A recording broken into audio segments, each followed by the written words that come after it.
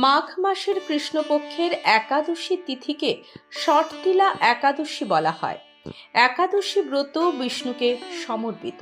ষটতিলা একাদশীর দিনে 6 ধরনের তিল ব্যবহার করা হয়, তাই একে ষটতিলা বলা হয়। এদিন দান, ব্রত ও পুজো করলে বিশেষ পুণ্যলাভ করা যায়, বৈকুণ্ঠে প্রাপ্তি ঘটে। ষটতিলা একাদশীর দিন তিল ব্যবহার করার 6টি পদ্ধতি।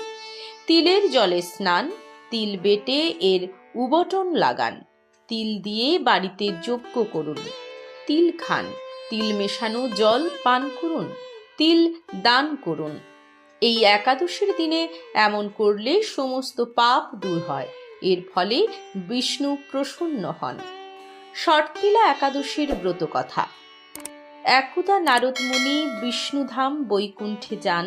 সেখানে তিনি বিষ্ণুকে ষটতিলা একাদশী ব্রতের মাহাত্ম্য জিজ্ঞেস করেন। নারদের আগ্রহে বিষ্ণু জানান যে প্রাচীনকালে পৃথিবীতে এক ব্রাহ্মণী থাকত। ভগবৎ সংক্রান্ত উপবাস, ব্রত ও স্বামী সেবার ফলস্বরূপ তিনি বৈকুণ্ঠ লাভ করেন।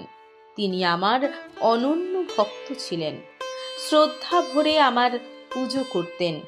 একবার তিনি 1 মাস উপবাস থেকে আমার উপাসনা করেন।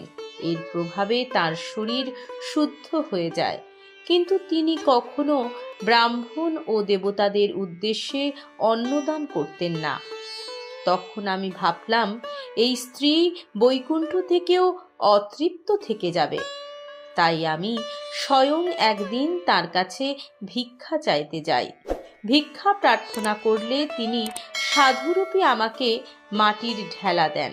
তাই বৈকুণ্ঠে তিনি একটি সুন্দর মাটির ঘর লাভ করেন, কিন্তু কাউকে 1 দানা অন্ন দান না করায় অন্নাদি লাভ করেন না।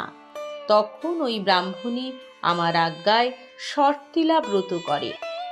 এই উপবাসের পুণ্য প্রভাবে সে সমস্ত কিছু লাভ করে, তার কুটির অন্ন ও অর্থে ভরে যায়। এইরকম ভিডিও দেখার জন্য আমাদের চ্যানেল সাবস্ক্রাইব করুন। ভালো লাগলে লাইক করুন, কোনো প্রশ্ন থাকলে কমেন্টস করুন।